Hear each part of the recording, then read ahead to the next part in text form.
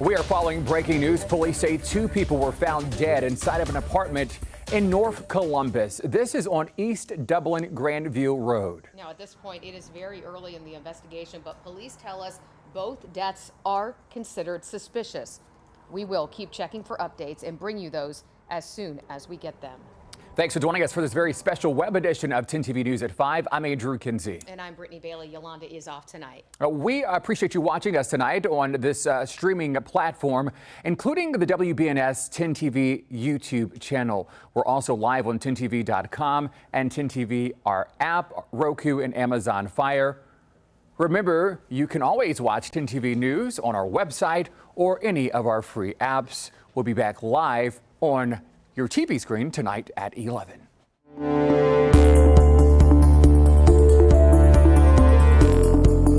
And we begin right away tonight with the FDA's full approval of Pfizer's COVID-19 vaccine. Remember, up until this point, the vaccine was being administered under the emergency use authorization. Today's approval could pave the way for 2 things: more people getting the vaccine and more businesses requiring the shot. Health experts say that's important, especially with COVID-19 cases climbing. Take a look at our moving average graph here. Today's numbers hovered around our current average. We saw more than 2,700 new cases today, which is up 900 cases from last Monday. We also had 136 new hospitalizations. The state's positivity rate now at 8.7%. And looking at vaccine numbers tonight, more than 51% of Ohioans have gotten at least 1 shot. More than 47% have finished their vaccinations. Both President Biden and the head of the Ohio Department of Health hope today's news changes the game. Full approval of this safe, effective COVID-19 vaccine can give Ohioans an added layer of confidence when choosing to be vaccinated. The Pfizer COVID-19 vaccine was built upon decades of mRNA vaccine research and was thoroughly evaluated and tested in one of the largest vaccine clinical trials in history. If you're a business leader. So a big question tonight: can employers make employees get the vaccine?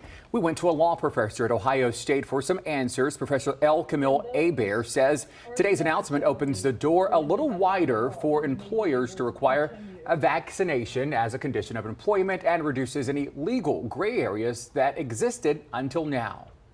I think there was some question about whether employers could require it before because of emergency authorization. Like, it wasn't clear they couldn't, but there was at least questionable. I think it's a lot less questionable now. Now, the professor says federally, the EEOC has also already said the vaccine doesn't violate the federal anti-discrimination law as long as employers allow exemptions for disabilities or religion, but that religion is less protected than disability here in Ohio. There's currently no law on the books that prevents an employer from requiring the vaccine.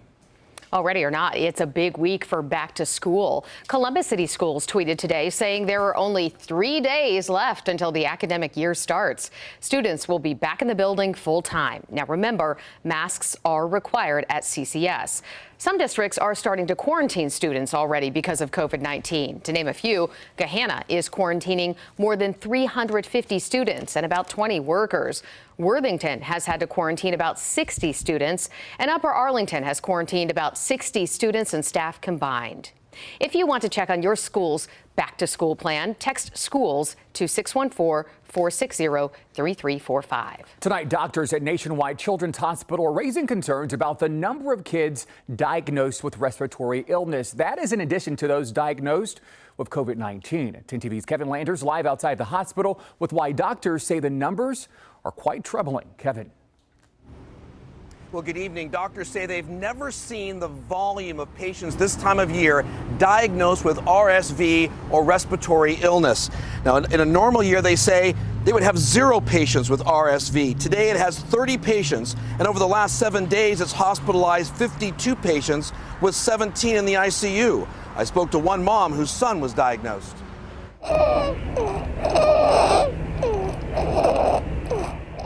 That is the sound of a child struggling with respiratory illness, or RSV. It's Brooke McDonough's 11-month-old son just a few weeks ago. The worst part was the breathing, for sure. So it was definitely scary being up all throughout the middle of the night, hearing him wheezing and just not able to even eat. McDonough is not alone. Hospitals across Ohio, including Nationwide Children's, are seeing more kids with respiratory illnesses than ever before. And that's leading to longer wait times in the ER and shortages of nebulizers. I had to call 5 or 6 different pharmacies in Nelsonville and Athens just to get the proper dosage. I got the last box at Walmart. Doctors at Nationwide Children's say they see a perfect storm brewing. And what we don't know is what the future holds. So we don't know when that upswing is going to stop. High cases of RSV combined with more children diagnosed with COVID-19 on top of hospital staffing shortages has doctors worried. No one saw RSV coming in August. Right now, Nationwide Children's says it has 12 kids hospitalized with COVID-19. That's a small number until you consider it is much higher than what we were at just a couple of weeks ago when we had 1 or 2, sometimes 0 children hospitalized with COVID. For moms like Brooke McDonough, she's grateful her son isn't breathing like this anymore, but worries what this new school year will bring. I have a feeling we're all going to get really sick a lot this year. Now, doctors tell us that children diagnosed with RSV is rarely fatal, but because COVID-19 has similar symptoms to RSV, normally doctors would not be testing kids for RSV, but now they are. Reporting live outside Nationwide Children's Hospital, Kevin Landers, 10 TV News. Well, despite a COVID surge in just a couple of weeks, more than 100,000 Buckeye fans are set to pack Ohio Stadium for the return of OSU football. Now, masks are required indoors regardless of vaccination status, but masks are not required when fans are sitting outside. An Ohio State spokesman says this guidance comes from the most trusted health sources in the country. And he says since the beginning of the pandemic, school officials have been listening to those experts. Is that safe given that the seats are so close together? From the moment we started paying attention to the pandemic in early 2020, we have made all our decisions based on the most recent and the best scientific evidence and public health guidance. Tomorrow, tens of thousands of students will head back to the campus for the start of classes. We'll talk about those guidelines coming up at 6. All right, it's August, and it certainly still feels like it out there. The heat is on. Chief Meteorologist Ashley Bearsey joining us now with an update on that forecast. Ashley, you warned us this week would be hot, hot, hot. I mean, that's putting it mildly, I feel like. You almost feel like you're melting as you step outside. And that's because even the air temperatures, though they are very hot, are even a little bit misleading because the heat indices are warmer than the actual air temperatures. So here's a look outside right now. We're at 90, and it feels like 91 with a 63-degree dew point. That dew point, though, will continue to rise as we head towards the middle of this week. So that's going to increase that feels like temperature or also the heat index. Winds are out of the northwest right now at 9 miles per hour, mostly sunny skies downtown. This is what it feels like, though, as you travel outside of the Columbus metro area. So feeling closer to 100 in Piketon, 98 is the feels like temperature there. MacArthur registering 103 for the feels like temperature, and then feeling like low to mid 90s across much of the area except north of I-70. We have some upper 80s, but Delaware reporting a 96 for the feels like temperature. Next 12 hours, those temperatures, air temps at least, will be falling into the 80s and then 70s probably by about 10 o'clock tonight. Mostly clear skies, so it's going to be warm, definitely warmer than average for this time of year. A little sneak peek at the next 5 days. Average high right now is 84, and we have low 90s for the next stretch of 5 days and feeling probably closer to 100 by the time we hit Wednesday. Will we have any rain paired with all this heat? Well, we'll talk more about that coming up in your full forecast. All right, we'll see you then. Thanks, Ashley. Tonight in Crime Tracker 10, for the second weekend in a row, Ohio State University students were put on alert because of robberies just off campus. Crime Tracker 10's Lacey Crisp explains what happened and what OSU leaders are doing to protect students. So far in the month of August, there have been 12 robberies in the off-campus area of OSU. One of those robberies happened right here over the weekend where the student says they were robbed, then sexually assaulted. According to OSU's public safety notice, the first incident happened near Indianola and East Woodruff Avenue around 11 o'clock Saturday night. 2 students told police they were in a parking lot when multiple suspects got out of a white SUV and pointed what appeared to be guns at them. The suspects took off in the student's car. The second incident happened just before 3 a.m. Sunday near Tuller Street and Lane Avenue. That student told police 2 men walked up, knocked the student to the ground, robbed them, then sexually assaulted the student. Around 2:30 Monday morning, a student told police they were walking near North High Street and Northwood Avenue when a suspect pointed a gun at them. The student took off and ran. OSU is adding extra officers and paying overtime for extra patrols in the area from Columbus Police. And yeah, we don't want to blame victims, but we do want to get the message out that there are some things you can do to help us help you remain safe. And that's taking advantage of that Lyft partnership. We've expanded the hours from, I believe it's 9 p.m. all the way to 7 a.m. now, where for very small amount of money, about $1 a ride, they can get a Lyft ride instead of walking. In addition to the robberies in the off-campus area, it was a violent weekend in the city of Columbus. There were 3 homicides on Saturday in about a 10-hour span. We'll hear from the mayor coming up tonight at 6. In Columbus, Lacey Crisp, 10 TV News. From a tragic loss to new life. Coming up, hear how one little boy's name pays tribute to a local hockey star. And in about a week and a half, Ohio State football takes the field again. We'll hear about that new quarterback and fending off COVID-19. And next, it's a race against time in Afghanistan. President Biden says he may need to extend the deadline. But what does the Taliban think of that plan?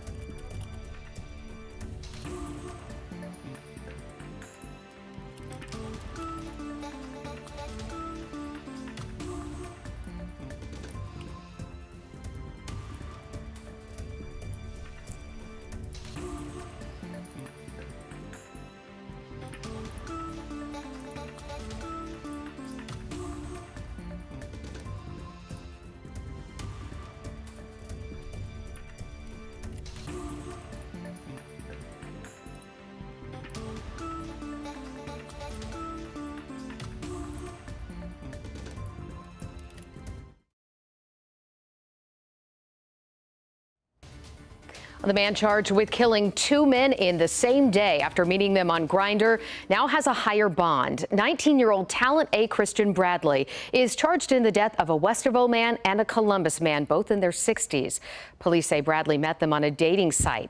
In court today, a judge raised his bond to $3 million. And one of 3 people tied to the death of a Columbus rapper now has a $1.5 million bond. Jumata Williams was in court today. He and Kyson Murphy are charged in the death of Boog the Bandit. A 17-year-old who is wanted is still on the run. Well, there is just 1 week left to finish the withdrawal of American and Afghan allies from Afghanistan. Right now, thousands of Americans are still trapped in Kabul. This afternoon, the Pentagon confirmed that the military is still making trips into the city. Their goal is to bring citizens back to the airport to be rescued. We are going out as needed and helping Americans get into the field. Ultimately, it will be the president's decision how this proceeds, no one else's. President Biden says he might need to extend next week's deadline in order to make sure everyone gets out, but the Taliban says it will not agree to any extension. Well, what questions do you have about the COVID-19 vaccine now that the FDA has given Pfizer its full approval? Tonight, we are going one-on-one with an expert ahead at 5:30, and you can text any questions you have right now. That number, 614-460-3345. Again, that's 614-460-3345. We want to hear from you. We'll be right back. But first, let's take a look at what happened on this date in 2000. So August 23rd, 2000, Columbus only reached 67 degrees, setting a new daily record for the coolest high temperature of the day. Not the case today or in our near future. Our temperature changes show that we have a stretch of days all the way into this upcoming weekend where we'll likely hit 90. When will we see rain? We're going to talk about it next.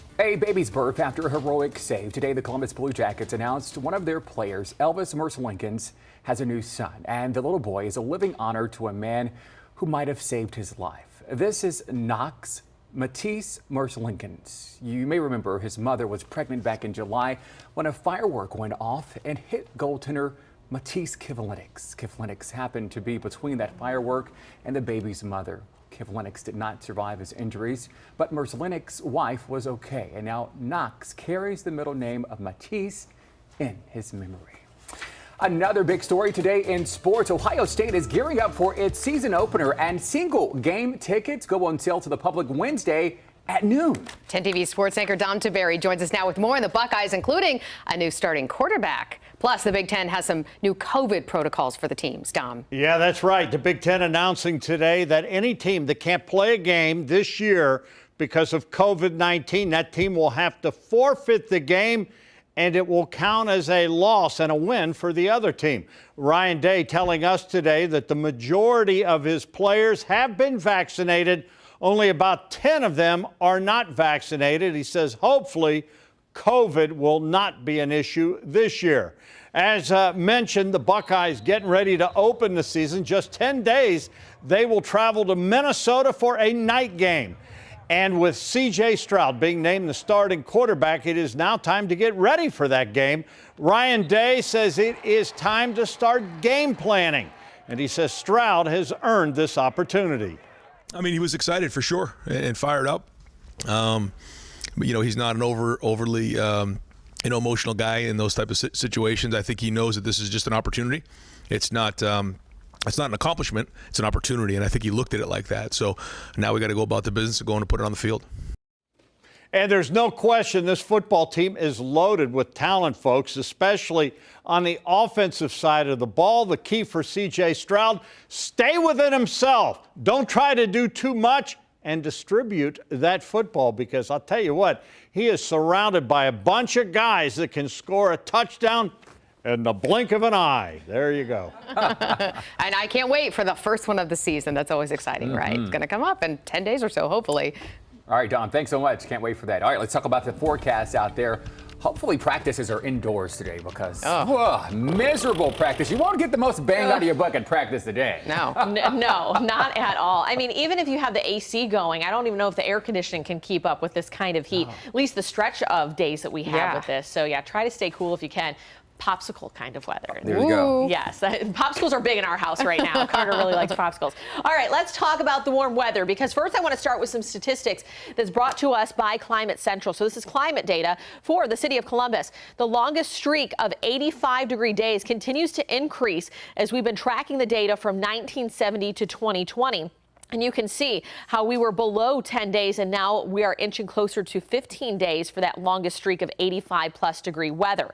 So more stats for you when it comes to the hot conditions. We've had 4 days, including today, of 90-degree temperatures this month. We usually average 6. Now you'll see in our 10-day forecast, the entire work week will likely hit 90. So we should crush that average number of 6 by the end of the week. We've had 17 days where we've had 90-degree days so far this year. 17 of them. The average is 21, and so once again we'll likely be above average. Now, we usually average 2 days in the month of September where we hit 90 degrees, and we'll look at that long range outlook heading into September as well in just a second.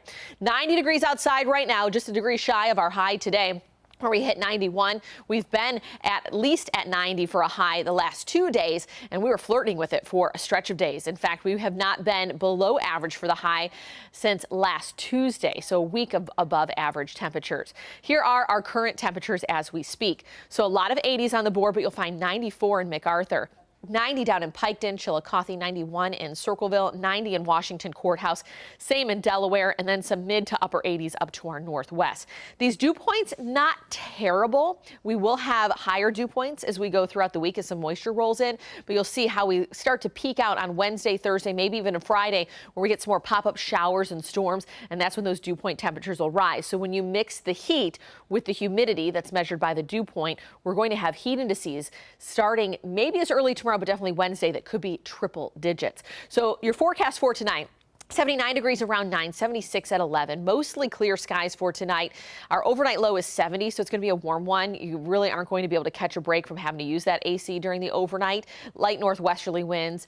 Your sunset will be just around 8:15.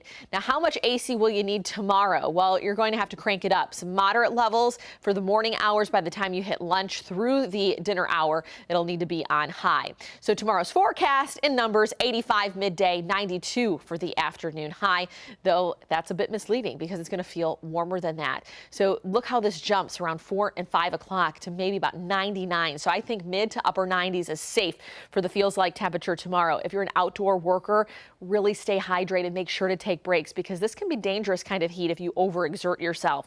Now, as far as rain is concerned, we don't have much rain in the forecast during the day tomorrow, but as we go into the evening hours, we're tracking some showers mainly north of here. So only about a 30% chance of seeing something tomorrow. We will really up those numbers as we head into Wednesday, though. So this is the stretch going into the early part of September. Still looking like the temperatures will be above average, and we're closer to average when it comes to precip through the Labor Day weekend, though just clipping closer to the Ohio River, we could be above average with some rain showers. But that is a very general long-range outlook for you. Your closer forecast, though, 7 to 10 days. We stay in the low 90s, feeling warmer than that, though, all the way through Saturday, if not Sunday. Better chance of some afternoon pop-ups come Wednesday and Thursday. We could see them come back Sunday going into the early part of next week. And seasonal conditions don't return until a week from today, where the high will be 84. What I'm getting from that is we have a week to go with this, Ashley. Yeah, I mean, if you're trying to squeeze in some pool time, you know, I mean, these are great summer-like days, but a lot of kids are back in school, and I know that that's not necessarily comfortable waiting at the bus stop. No kidding. Good reminder to stay hydrated. Yeah, absolutely. Yeah. All right. Well, of course, class is back in session for many college students as well, and well, they may be excited for it. And be on their own. Safety is still top of mind. Tonight at 6, we'll take you to Otterbein University, where they're taking it back to the basics when it comes to teaching students about safety and survival. And next, we have a Consumer 10 alert for you. Some of you are making a dangerous move with your makeup wipes.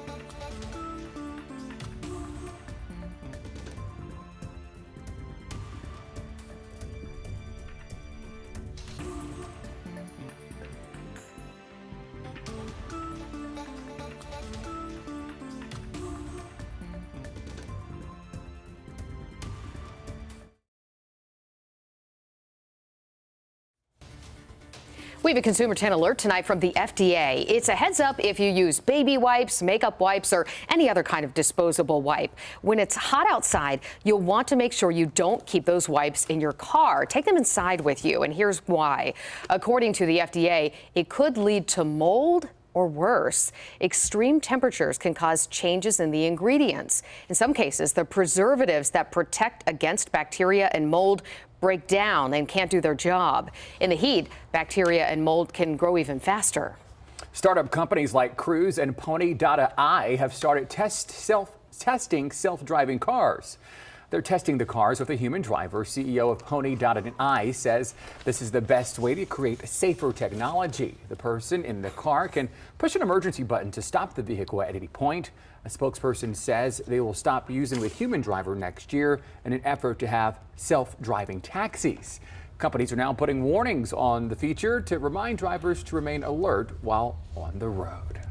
You know, and driving around with the AC blasting is about all I want to do right now. Yeah, Ashley, it almost feels like we're in like under a heat dome or in a greenhouse. It really does. I mean, it all has to do with where the jet stream sets up. So you get under the ridge in the jet stream, which has kind of hovered over our region, and it really is like a dome of just hot air sitting here. You get a lot of that southerly or southwesterly flow of air moving into our region. But, you know, I typically like to use my like automatic start to warm up my car in the winter. These days, I need to put the AC on and start it, or else you're melting in your car. I know not everyone has that luxury, but it is nice to be able to do that. Or if you have the ones that have the AC seats that turn the air. Oh, yeah. Cool you off. Cool your tush off. That's right. One of those days, boy, do you need it. And it's not just today. That's a stretch of days going throughout the work week, even into the upcoming weekend. So figure out all different kinds of ways. Get creative to stay cool. Maybe even head out to the mall if you don't have AC at home. The local library is also a nice place. We will time out some showers coming up next.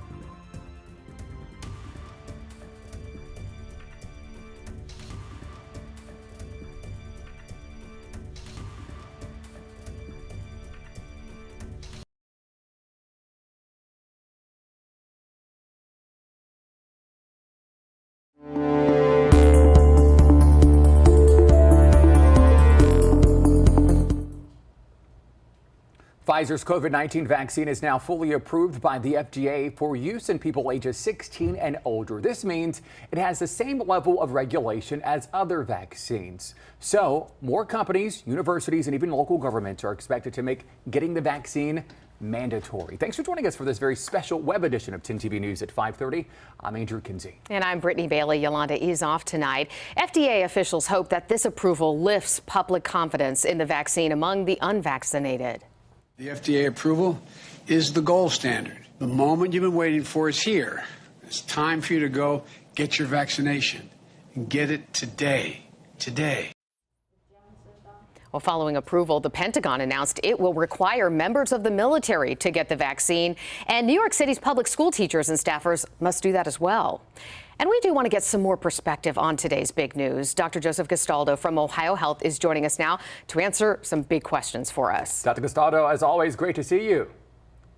Andrew and Brittany, thanks for having me. Hey, let's talk about this approval. What does this full approval really mean, and what have regulators been doing all of this time? Yeah, for some people, it means a lot. So we have the highest level of recommendation for medicine or vaccine, full FDA approval. So we now know that the vaccine is safe, effective, and they did a very detailed review of the manufacturing process. So really, there's really no excuse for people not to get vaccinated. That we have a safe and effective vaccine, and the best way you have to protect yourself and your community is by rolling up your sleeve and getting a vaccine. So do you think this really could be a game changer then? Because I know there were a lot of folks who did not want to get the vaccine prior to this, saying, well, it doesn't have full approval. But now there's some suspicion that maybe the bar will just continue to move and they will find other excuses now not to get it. What do you think about that? Well, yes and no. And again, we have to respectfully engage everybody. You know, the fact that it's FDA approved will likely get some people to roll up their sleeves a little bit more. However, people still have questions and concerns that matter to them, and we really need to respect them in a way that we talk with them. Now, I've been at this whole discussion with people in our community for the last 6 months or so, and questions are out there. There is misinformation on social media, and it's really easy to go down a rabbit hole of misinformation. Speaking of information, over the weekend, the FDA issued a warning for people not to take a veterinarian drug to treat COVID-19. Explain this, and what have people been doing here? Yeah, so ivermectin is a drug that, as an infectious disease doctor, I prescribe to adults as a one-time dose when they have a parasitic infection. In the veterinary world, it's something they give to pigs to prevent worms on a regular basis. So there's this backstory out there where there are some providers who think that this medication has a role in treatment or prevention of COVID-19. Ivermectin is not part of standard treatment for COVID-19. It's not endorsed by the Infectious Disease Society of America, Society of Critical Care Medicine, or the Society of Infectious Disease Pharmacists. Yet people are going out to various stores and getting the veterinary version of ivermectin. That is very dangerous. Taking a high dose of this on a daily basis for prevention or treatment that has a high potential of making people sick, and there are hospitalized patients in our country because of this. Well, now let's talk a little bit about the school year, students heading back to classes. We have some data we'd like to get your perspective on here. A new CBS News poll finds that 69% of parents are concerned that their children will get COVID in school. Cases are skyrocketing among children 12 to 17, as we know, up almost 1,400% since June. So what is your message to school districts and parents? Yeah, so children can get COVID-19. We're seeing that more in southern states. And I think it should surprise nobody that if you have a bunch of people who are not vaccinated indoors without standard mitigation recommendations, we're going to see more COVID-19. And that's happening now. So the American Academy of Pediatrics, they are the experts in children's health, including their developmental health, strongly endorse that children of all ages, regardless of vaccination status, should be wearing a mask. That is the same recommendation for what we have in the public. And again, there is no private business out there that would have 20 to 25 people indoors not wearing a mask. Kids need to be in school, and we need to have all the mitigation measures working additively to keep them in school safely. Doc, speaking of kids, is there any update on the timeline for kids under 12 to get that COVID shot? Yeah, there's a little bit of an update. So both Pfizer and Moderna were told by the FDA to essentially double their size of volunteers in the studies. And then unlike in the adults, where there was an 8-week period after people were vaccinated, for children, the FDA actually asked the study trials to wait a total of 6 months. So realistically, I really don't think that we're going to have pediatric vaccines available until the earliest January 2022. And again, we don't want to cut any corners at all when it comes to kids. We need to do a trial that really emphasizes efficacy, but most importantly, safety. So in light of that timeline where we're going to have to wait a bit longer for that vaccine to be approved for the younger kiddos, we've talked about this before, but can you remind us, what are the symptoms in our children that we should be looking for to know that maybe we should keep them home from school and get them tested?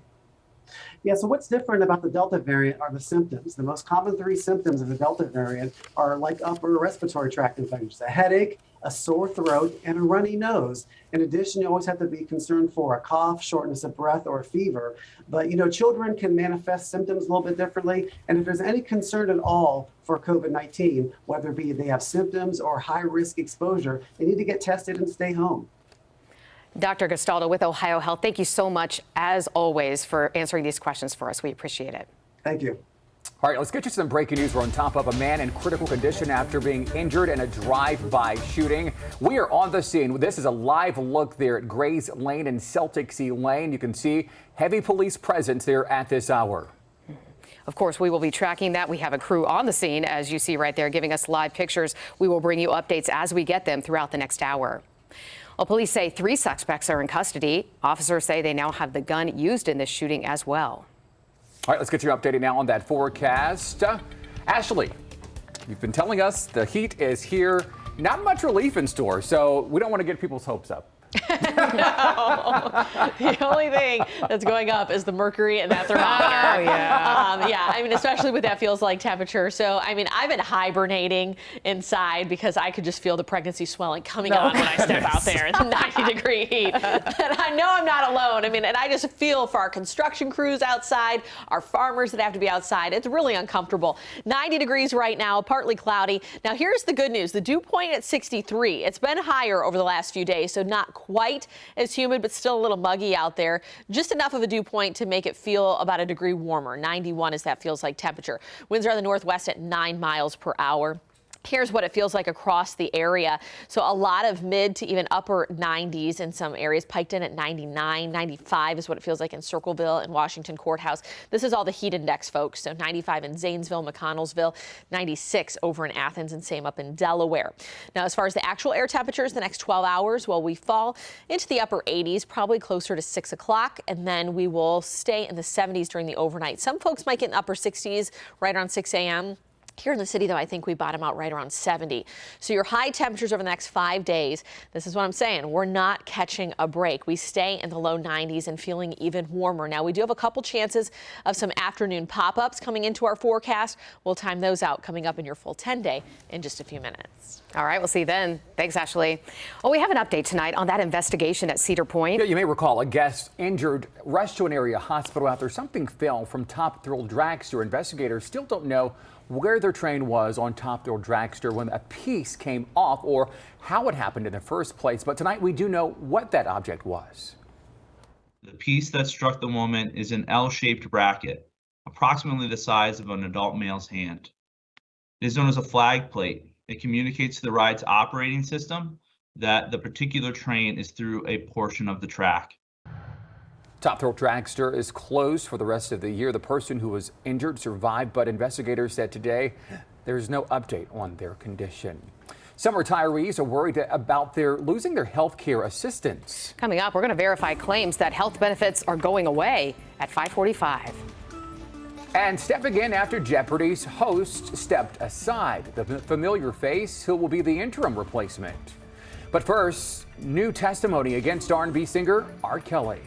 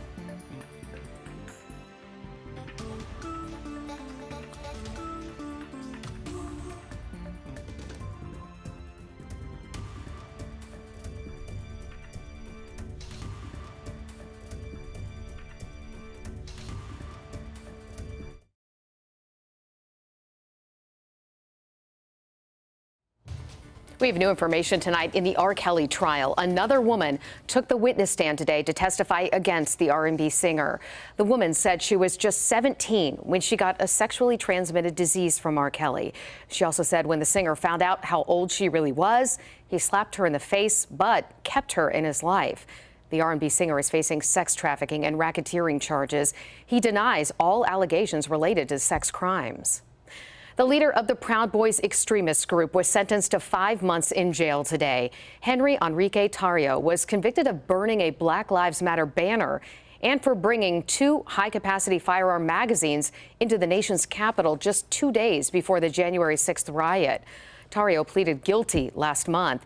Several members of the Proud Boys are facing charges tied to the insurrection. Tonight, the U.S. Capitol officer who fatally shot a rioter during that insurrection has been exonerated. The Justice Department determined there was not enough evidence to prove that the officer who shot Ashley Babbitt did so unreasonably or in a manner that willfully deprived her of her civil rights. Babbitt was trying to climb through a barricaded door near the House Speaker's lobby. Investigators say the officer could reasonably believe he was firing in self-defense or in defense of members of Congress.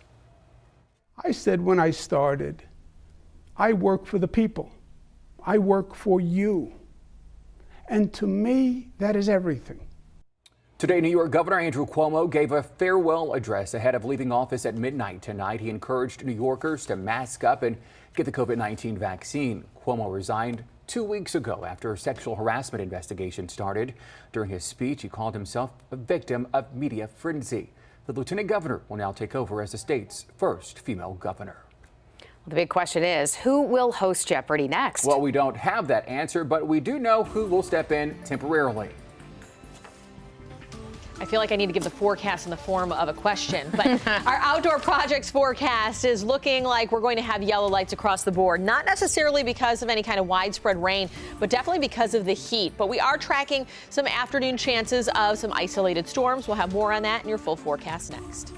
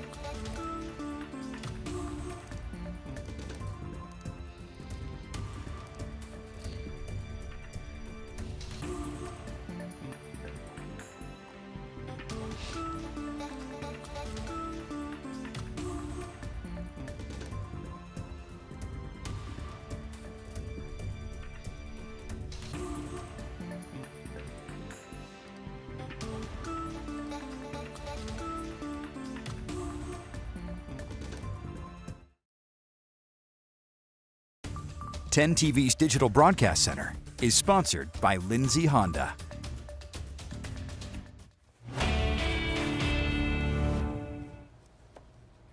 We have some significant changes about healthcare assistance and questions about whether they'll take effect in a few months for the Ohio Public Employees Retirement System.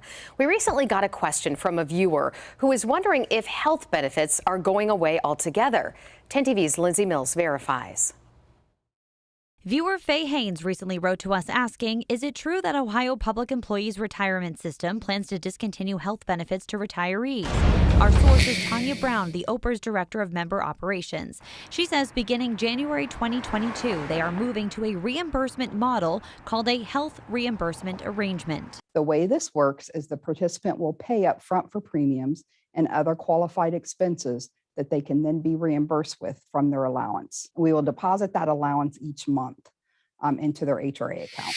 This was a major change the OPR's board approved in 2020. The reason the healthcare fund left unchanged risked being insolvent by 2030, and it would take 4 years to fund it again. According to OPR's website, it has become increasingly expensive to offer this coverage as costs have risen at alarming rates nationally. Further, we have more people retiring now and fewer public workers contributing to the system. So is OPR's discontinuing its health benefits? No. OPERS is not discontinuing our healthcare program. We are changing our delivery model for our pre-Medicare retirees. So we can verify, no, the healthcare program is not being discontinued. However, the burden is shifting and the funding help is shrinking. Brown says the biggest thing pre-Medicare retirees need to do during open enrollment is to opt in to the HRA program. After they do that, they can then explore new medical plans by contacting Via Benefits, which is our pre-Medicare connector. The connector is an unbiased resource that would help the retirees understand different funding options, how to navigate the individual and family market, and then also enroll into a new plan. To help with that transition, OPERS is providing a one-time deposit of $1,200 into the new HRA account. Have something you'd like us to verify? Send us an email to verify@10tv.com. With your Verify, I'm Lindsay Mills. Well, this change directly impacts more than 22,000 pre-Medicare retirees and potentially the dependents of more than 200,000 retirees. Wednesday morning, OPERS is offering an hour-long Q&A session for anyone with questions about this. And now we want to check back in with Ashley, who's talking all about that hot temperature we're seeing. But you're giving us some advice on some things we can do to cool down, right? Eat some ice cream. Exactly. Ice cream, you scream, we all scream for ice cream when it's 90 degrees outside. Doesn't that just mean like the calories melt away from it? Yes. That's if you eat it They fast. just ooze right out. Oh, okay, so the faster you eat it, the less Faster you eat it, calories. the fewer calories. Okay. That's how it works. I like that. All right, so here's your melting forecast for this evening. So maybe after dinner, be a nice night to go grab some ice cream with the kiddos. Right now we sit at 90 with mostly sunny skies, so eat it fast, but it could be a puddle in seconds over the next couple days as those heat indices climb into the triple digits. So here's a look outside. It's beautiful. And then you step outside and it feels like a sauna. 90 was our high yesterday, 91 the high today. And that's going to be the pattern that we're stuck in all this week going into next weekend. Now, maybe you like the heat. This is your kind of forecast. If you're more itching for fall, well, we have to wait a little while longer to feel those fall-like temperatures. 83 in Bucyrus, 86 in Mount Gilead right now, 86 in Mount Vernon. That almost seems cool compared to the warmer temperatures that we have down to our south. Now, these are our current air temperatures that I'm showing you. 90 in Chillicothe, 90 over in Washington Courthouse. The dew point sits in the really mid to upper 60s. Delaware a little bit higher with that dew point, meaning it's a little bit muggier in Delaware County. But those dew point temperatures, which measures the moisture in the atmosphere, will continue to rise going into the middle of this week. That's where we have better chances of more pop-up showers and storms in the peak heat of the day because of the mixture of the heat and humidity. We hold on to that through Friday, maybe take a little dip Saturday. Our best relief, though, doesn't come till next week. So your forecast this evening, 85 around 7, and it could be just slightly warmer in the city. 79 at 9 o'clock, 76 at 11. You'll notice mostly clear skies throughout the evening and will stay that way tonight. So warm and muggy with a low of 70, light northwesterly breeze tonight. How much AC do you need tomorrow? Well, I think you know you're going to have to crank the AC up because I've been talking about a stretch of 90-degree days. So by the time we hit 10, 11 o'clock, that AC is probably at more of a moderate level because we start the morning in the 70s. We'll be well into the 80s by 10. And then the lunch hour all the way through the dinner hour, the AC is going to be working on high. So your forecast for tomorrow, 85 midday, 92 the afternoon high. We'll call it mostly sunny. With that humidity, I think you could see a couple of the clouds bubble up, but overall we'll have sunshine. But this is really what we want to focus on is what it feels like outside, because sometimes the air temperatures can be misleading, both in the summer and the winter months. We talk about the wind chill in the winter, what it feels like with the winds. Will come tomorrow. That southwesterly flow of air will usher in some of that moisture and the heat, and we'll feel like 95 to 99 with the heat index. Looking ahead to tomorrow, I think the only folks that could see a little splash of a shower or maybe even a storm, it's going to be closer to Lake Erie. So we have up towards Bucyrus and in the northern part of Ohio, right around sunset and afterwards where we could have something bubble up. Our better chance doesn't come until Wednesday or Thursday. Now let's really stretch beyond, looking ahead to September, going into Labor Day weekend. Probably still above average with temperatures, and then the Climate Prediction Center has us closer to average with precip, though closer to the Ohio River you could be slightly above average, but that's more of a very broad long-range outlook. Your 7 to 10 day forecast shows those 90s staying with us, so we can't shake them. Overnight lows don't even bring us relief, as the lows will be in the low 70s. So low 90s for the high, even though feeling closer to triple digits by midweek with the heat index. 88 on Sunday. Then finally more seasonal conditions on Monday, but you'll note Wednesday, Thursday, and Sunday, better chance of seeing some pop-ups, and we could start next week with a shower or storm as well. Now, here's a live look from central Tennessee this afternoon. Up to 17 inches of rain flooded parts of the state on Saturday.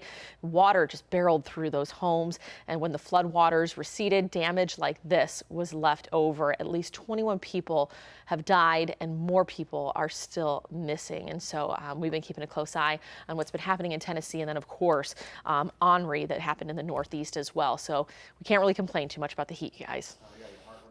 Those there, Ashley, tonight. All right, thanks so much. Well, tonight, questions still remain about COVID-19 vaccines and how long they offer protection. However, one thing that should not worry us at all is donating blood after being vaccinated.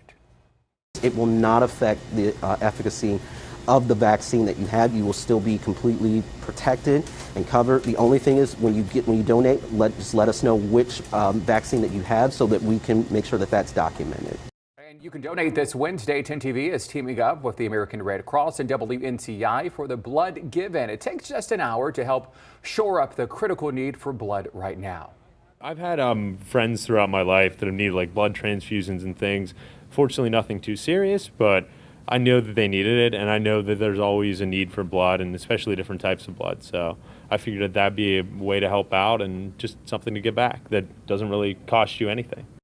All right, set a reminder. The blood give-in is this Wednesday at the Columbus Airport Marriott on Cassidy Avenue. You can make your appointment right now, and you get a free gift when you go. You can head over to the redcrossblood.org. Use the sponsor code GIVEIN. You can also call that number you see there on your screen to make your appointment.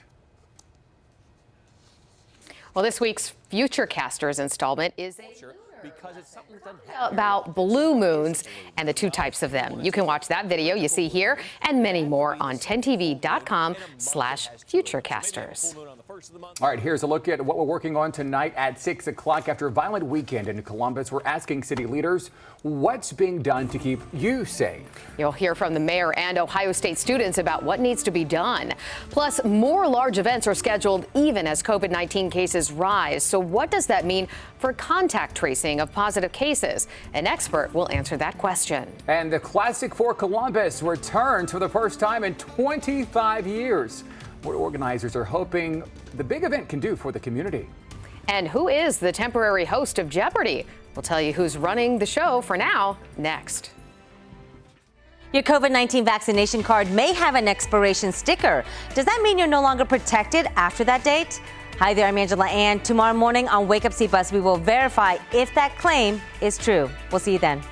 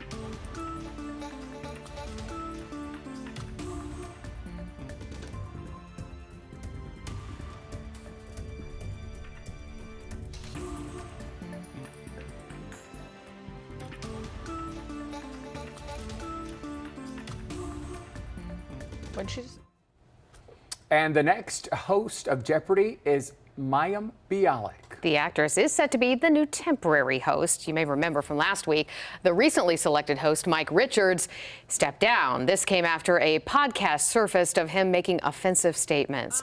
Bialik is known for her role on Big Bang Theory, and if she does well, one source says the new job may not be so temporary. Of course, I always remember her from Blossom. I was obsessed with Blossom growing up. She's quite funny. Yeah. All right. Well, Beyonce, she's making history. Get this, she just became the first black woman to wear the iconic Tiffany & Co. necklace. Beyonce and Jay-Z are the new faces of Tiffany's ad campaign called About Love. The necklace was most famously seen in the movie Breakfast at Tiffany's. Beyonce is only the fourth woman to wear the 128-carat yellow diamond necklace. As part of the campaign, Tiffany is putting $2 million toward internship programs for historically black colleges and universities. I gotta say, these photos were the first thing I saw when I opened up Instagram today. Yeah. You know, anytime Stunning. Beyonce posts content, it's a thing. 128 carats? Oh, it's big. It's big. Wow. Well, there is more news straight ahead for you. 10 TV News at 6 begins now.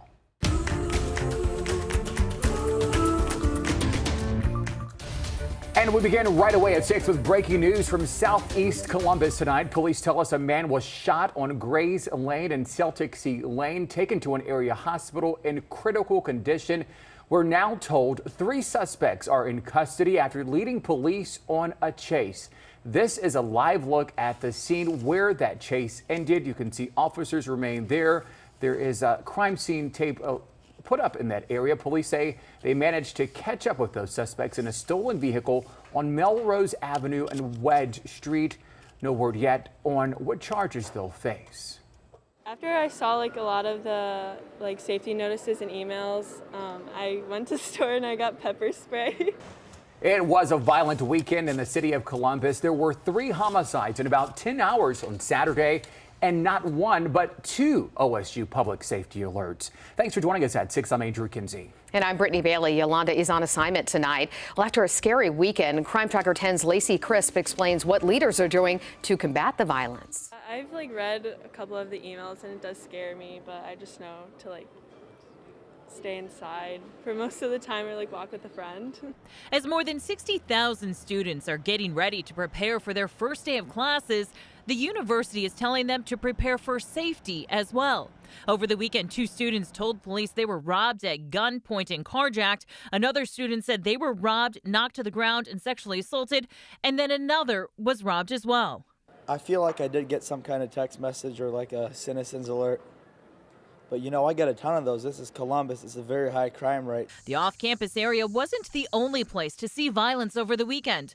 In about 10 hours, there were 3 homicides in the city of Columbus. The first happened around 2 o'clock Saturday afternoon that police say was a domestic violence situation with a murder-suicide. An hour later, a man was found shot to death on South Highland near Mound Street. The third homicide of the day happened around 11:30 near Hildreth Avenue and Taylor Avenue. Columbus Mayor Andrew Ginther says he hopes the community will work with police and give any information on suspicious activity. We know this is a tough time right now, and we're committed to working with the community and law enforcement to make sure our neighborhoods are safer. Mayor Ginther says he and Chief Elaine Bryant are taking a look at the budget to see if they can add more officers to the streets next year. But it clearly has to be a comprehensive approach. It's going to be more officers on the street that are trained with a focus on de-escalation and community policing, things that Chief Bryant is working on. OSU leaders say they offer a variety of ways for students to keep themselves safe, including cheap rides with lifts and doors and window locks, but that students need to do their part. Help us help you. Do the things you can do, and then we will have a laser-like focus on the things that we can do to protect you and keep you safe. When I'm walking at night alone, I always call a friend or something like that.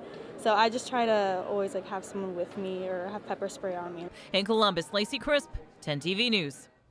Columbus police tell us there were 11 robberies around the off-campus area for the first 23 23 days of August last year. There have been 12 in the same time this year.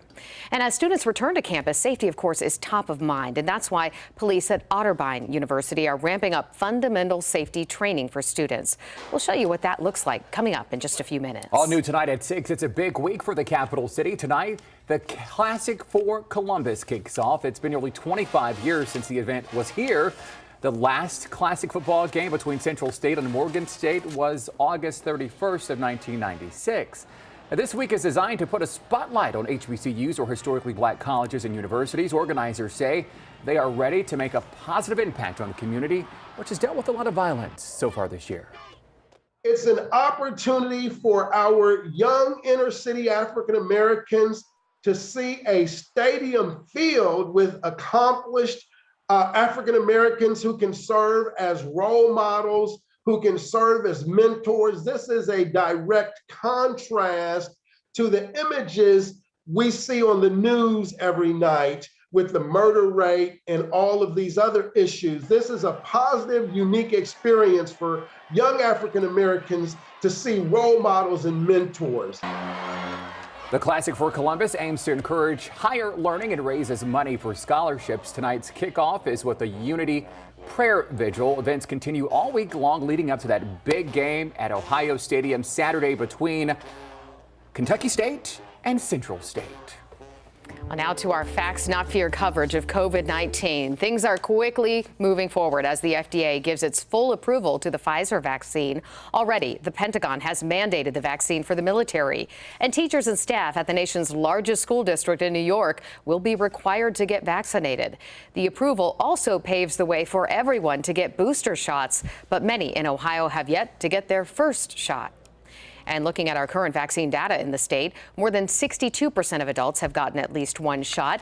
Nearly 60% of people 12 and older have theirs. More than 51% of the entire population has gotten a shot.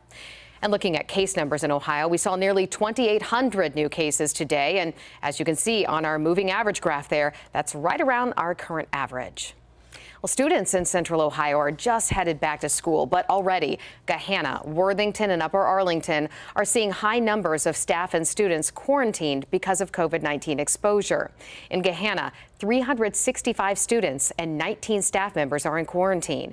59 students in Worthington are in quarantine because of either a positive test or exposure. And in Upper Arlington, 59 students and staff are in quarantine. As COVID-19 cases rise, the Big Ten Conference announcing a big policy change. Today, the conference announced that if a team is unable to play a conference game due to COVID-19, the team will forfeit the contest, meaning the team without the outbreak will be declared the winner. If both teams set to play a game have an outbreak, the game would be declared no contest. Well, after a year of not being able to attend Buckeye games in the SHU, many fans are really getting ready to get back to their seats. But what does that look like for masks and safety, and how does contact tracing work now that other big crowded events are also back? Here's CTV's Bryant Somerville. This pandemic is not over. Dr. Mashika Roberts says contact tracing helps to determine clusters and outbreaks of COVID-19. On top of Delta looms a very real threat: activities. Does it give you cause for concern knowing that there are so many things going on, so many things about to go on that deal with a lot of people at once? Well, again, contact tracing and having infectious diseases where people could expose others is always a concern, and it's always very important to us. Tuesday, OSU will be back in session, and with it, on its 5 campuses, 110,000 students, faculty, and staff. From a university standpoint, we've put things in place to be able to say we have done our due diligence for safety and health. We feel good about where we are. We're excited for the semester. Ben Johnson is with the university and says masks are required indoors regardless of vaccination status. All students also took a COVID test when they arrived on campus.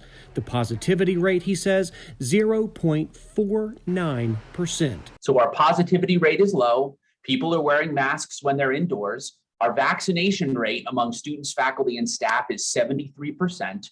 Like other sporting events around the state, Buckeye games at the SHU will be full capacity. 105,000 people packed in the SHU. And because it is outside, masks are not required. Is that safe given that the seats are so close together? From the moment we started paying attention to the pandemic in early 2020, we have made all our decisions based on the most recent and the best scientific evidence and public health guidance. This Delta variant is highly contagious and doesn't take that much exposure to get sick. Dr. Roberts says people should stay vigilant, taking every precaution necessary, vaccinated or not. In Columbus, Bryant Somerville, 10 TV News. Now, Ben Johnson says it's a strong encouragement for the university, from the university, for everyone to receive the COVID vaccine. Well, doctors at Nationwide Children's Hospital say they are seeing more children with respiratory illness than ever before. Now, normally, doctors say they would have 0 cases of what's called RSV right now, but this month they've seen 30 cases. They say when you combine that with 7% of children testing positive for COVID-19 on top of staffing shortages, it's a perfect storm that has the potential of stretching hospital staff beyond the limits. We have never seen volumes of patients with these types of illnesses in children's hospitals in August. During the last 7 days, Dr. Morse says 52 children have been hospitalized for RSV. 17 of them needed to be placed in the ICU. All right, let's get an update now on that forecast. If you step outside, you will feel that intense heat. This is a live look from our Skyview camera high above downtown Columbus. You can almost see the heat, right? I feel like I could see some eggs frying on the pavement down there. The sun has been out all day long, and it isn't going anywhere. Chief Meteorologist Ashley Bearsey joining us now. Ashley, I was telling Ross, I got out early this morning in hopes of beating the heat for the morning run. That didn't work out too well because the heat was I'm sure it was well into the 70s, close to 80 probably by the time you were running. Wow. Yeah, and that's going to be the case all week long. So just another great reminder to look before you lock with this kind of heat, you know, with your cars. Don't leave pets in the car. And even if you were to take them for a walk, you don't want them to be outside too long because they have that fur coat on there and they could get, you know, heat exhaustion and heat stroke very quickly. So let's kind of think cooler thoughts. On this date, this particular date in 2000, Columbus only reached 67 degrees, setting a new daily record for the coolest high temperature. Boy, what a difference from that date to today, because we are now sitting at 89, but we did hit 91 for our high today, and it still feels like 90 with the heat index. Winds are out of the west-northwest at 12 miles per hour, so there is a little bit of a breeze out there, which might be helpful if you're going to be out at maybe a Little League game tonight or a soccer game tonight. I mean, those kids need to stay hydrated. Can't stress that enough. This is what it feels like in the outlying areas, 96 for the feels like temperature in Delaware, feeling like 103 down in Piketon. And we are looking at triple-digit heat indices going into the middle of this week. We'll have more on that and timing out some showers coming up in your full forecast. All right, Ashley, thanks. Let's get you an update now to that breaking news we've been following out of Columbus. Let's see here. You can see an active scene there. We were told that there are 3 suspects now in custody. Police telling us a 17-year-old boy was shot there on Grays Lane and Celtic Sea Lane. He was taken to an area hospital in critical condition at this hour. Those 3 suspects were also minors and are now in custody after police say they led them on a chase. This is a live look at where that chase ended. Officers remaining there on the scene. Police say they caught up with those suspects in a stolen vehicle there on Melrose Avenue and Wedge Street. No word yet on what charges they'll face. Of course, we'll keep you updated here online and online on air later tonight at 11 o'clock. Stay with us. We'll be right back. 10 TV's Digital Broadcast Center is sponsored by Lindsay Honda.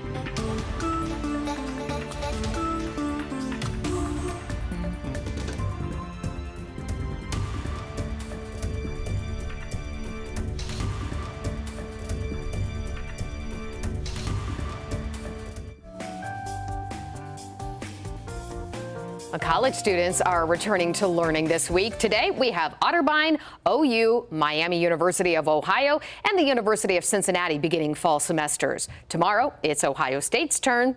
And then later this week, Capital, Dayton, and Bowling Green will begin the new school year. And while COVID precautions are top of mind for everyone, so is safety. Yeah, college campus police want students to remember the basics when it comes to run, hide, fight. Here's Crime Tracker 10's Angela Ann. What are you going to do?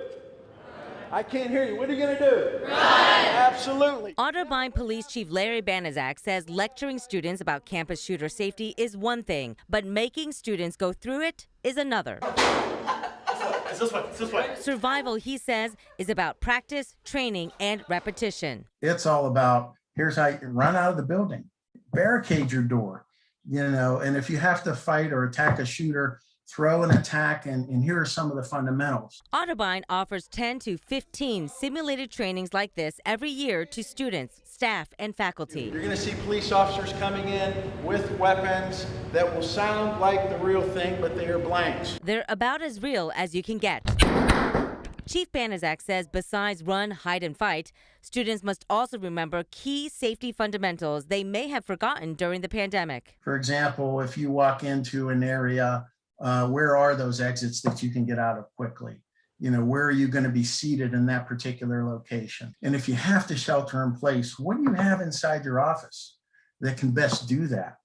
And if you have to go out a window, how do you go out of that window? How do you break the window? How do you get out there as efficiently and safely as possible? And then what's your plan? And while COVID-19 may have altered so much in our lives, it did not stop the violence on school grounds. According to Everytown for Gun Safety, there were at least 43 incidents of gunfire in the country this year.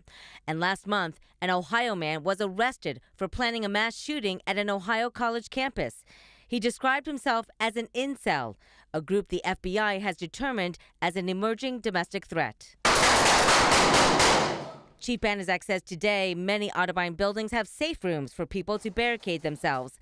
Inside, a go bucket of essentials to survive until help arrives, like a hammer, duct tape, rope, also first aid, scissors, and water. Most campuses are very, very safe, but you want to prepare for a crisis on campus. We know what to do during a fire drill or a tornado warning. And now we have to prepare for violent intruders on campus. So there is an easy way for you to learn more about campus safety in general. Every year, colleges in America have to submit a report called the Clery Act. It contains campus crime and security information. And we have it all for you in this story on 10tv.com. For Crime Tracker 10, I'm Angela Ann. Back to you. Angela, thanks so much. Here's the bottom line here. When it comes to your safety, police say the better prepared you are, you'll increase your risk of survival, both physically and psychologically. Now we want to switch gears and talk about our forecast once again. And there is a lot to talk about when it comes to the heat, that's for sure. And I know you've been talking a lot about it. It feels like, I'm sure sometimes a broken record, It does. We like a little variety in our forecast, and not a whole lot of that this week because the temperatures are going to be steamy. And so we're breaking down some statistics for you just to put this in better perspective. So Climate Central sends us some great data every week, and this one shows the longest streaks of 85-degree temperatures per year. So if you look all the way back to 1970, and this is specifically for Columbus, we were anywhere between about 5 to 10 days of having a streak of 85-degree plus temperatures. Now into 2020, so as of last year, we were closer to the 15-day stretch mark. So those days of having long streaks of 85-degree temperatures continuously get longer as the years progress. So that's some climate data for you. Now some hot weather stats for you here. Well, we've had 4 90-degree days this month so far. We average in the month of August 6. And with this current forecast, we are likely on track to crush that average of 6. Now, we've had 17 90-degree days so far this year. Average is 21. Once again, once we add this week into the mix, we'll be above average.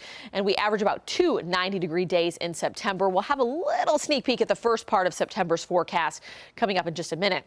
89 degrees outside right now, mostly sunny skies. Our high today was 91, so we hit not only 90 today, but we hit it yesterday as well. And then we're going to be looking at that all week long. Average is 84 for this time of year. So we currently sit at 89 here in the city. smidge cooler up towards Mount Vernon, 84. That's still pretty warm. 85 in Mount Gilead, 83 in Bucyrus, but you look down to our south, still 90 in Piketon, just shy of 90 in Athens, New Lex, and even off into Jackson, Circleville at 90. And those dew point temperatures in the mid to upper 60s. Delaware has been recording some higher dew points today, making it a little bit more muggy up there. But those dew point temperatures will continue to rise, especially as we head into the middle of this week. And that's where we're tracking some pop-up showers and storms. When you add the heat to the humidity, perfect ingredients for those pop-up Florida-like showers that you get in the afternoon. So your forecast for tonight, 79 degrees around 9 o'clock, 76 at 11. We hold on to mostly clear skies, and it's another night that we don't really catch a break. 70 is the overnight low. So because we don't dip too much tonight, we quickly rebound tomorrow. It's a warm and muggy night, light northwesterly wind. How much AC do you need tomorrow? Well, I think you know. It's much like today. It's that broken record forecast. By 10 a.m., that AC is going to be at a moderate level, and then it is going to be on high from noon all the way through the dinner hour. So tomorrow, 85 midday, mostly sunny, 92 for the afternoon high, though probably feeling more like mid to upper 90s with the heat index. This is that feels like temperature for tomorrow. By 2, feeling like 95. By 5 o'clock, it could feel closer to 99. On Wednesday, I think we'll have a lot of triple-digit heat indices across central Ohio. So use precautions if you're going to be outside. Now, we're tracking the chance for some showers and storms. You just saw that into the afternoon kind of bubble up and fizzle out. If we do see something tomorrow, it's going to be rather quick, so it'll pass by pretty quickly. We're not tracking a specific front or a strong low pressure system. It's that Florida type of weather, like I mentioned. You get a quick shower in the afternoon, and then it moves on. You get some sunshine before the sun sets. So for our long-range outlook, looking into closer to the Labor Day holiday, first week of September, above average temperatures still put out by the Climate Prediction Center, and probably closer to average of precip here in central Ohio. So 92 tomorrow, 92 on Wednesday. Better chance of seeing something bubble up Wednesday and Thursday. About a 30% chance on Friday. So most of us do stay dry Friday. And then Saturday looking much like Friday. We don't get into the 80s till maybe Sunday. And then Monday is more seasonal with a 50% chance of a shower or storm. So boy, is that a toasty forecast. I'm going to be counting down the days this week, that's for sure. Thanks so much, Ashley. And hey, we're going to send things over to Dom Tiberi now with a look at some sports, including big news for the Buckeyes. Yeah, the Buckeye football team all set to open the season in just 10 days.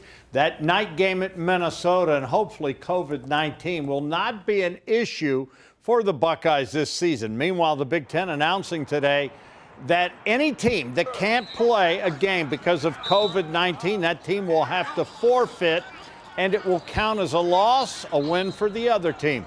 Ryan Day telling us today that the majority of his players have been vaccinated. Only about 10 have not been vaccinated. The unvaccinated players will be tested twice a week during the season and will need to wear a mask in meetings. Vaccinated players, however, will not be tested unless they show symptoms or have come in contact with someone who is positive. As mentioned, the Buckeyes open in just 10 days. They're going to travel to Minnesota for that night game. Ryan Day was asked if his team was ready to play a game. He says, not just yet, but they're getting close, and he likes what he sees. I think we have a chance to have a good team. I do. I think that we have some veteran guys. I'm pleased with where we're at in a lot of areas. And now it's just a matter of how well can we prepare for the first game and sort things out. But, yeah, if you said we had to play a game, I already got a little nervous right there because, you know, there's so much that has to get organized in terms of game planning and preparing the team to execute the game plan. And we're not quite there yet, but we're getting there. Well, single game tickets for the Buckeye football season go on sale this week. For Varsity O members, your opportunity is tomorrow at 9 a.m. The Alumni Association also tomorrow starting at noon. OSU alumni, along with faculty and staff, can buy tickets on Wednesday at 9 a.m. And the general public can buy tickets also this Wednesday starting at noon. We have a link on our website at 10tv.com/sports on how you can buy the tickets. Tough times have hit our Columbus crew. They look to have a win on Saturday night in that match with Seattle. You know, after taking a 1-0 lead, the black and gold then turned around and gave up 2 goals in the final 2 minutes of the game. It added up to a 2-1 loss. This team, though, has been devastated by injuries and has now lost 6 in a row. I know it's crazy to hear this from me, but I'm very proud of this group. I'm very proud of the guys. And I'm disappointed that they don't have a good feeling right now after working as hard as they work today. All right, national holidays, National Ride the Wind Day. Get an on-air balloon and take that. I've done that once. National Sponge Cake Day, National Cuban Sandwich Day, National Buttered Corn Day, National Daffodil Day, and it is National Hug Your Sweetheart Day. So to my sweetheart, Terry Taberi at home, here is your virtual hug. Yeah, I hope you do it more than just once a day.